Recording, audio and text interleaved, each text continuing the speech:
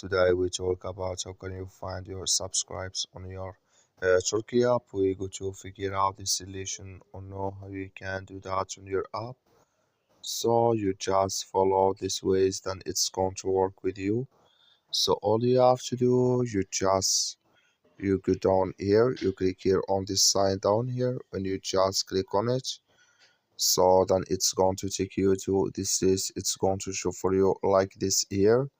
So then all you have to do now, you just go here, you go above subscribes, just click on it here.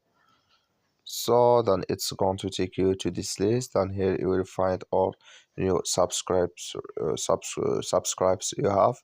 I have nothing, but if you have it, it's going to show for you here in this list on your Turkey app. So that's all you have to do to find it here. I wish now you agree. Thank you for watching. Don't forget to support us by liking, subscribe.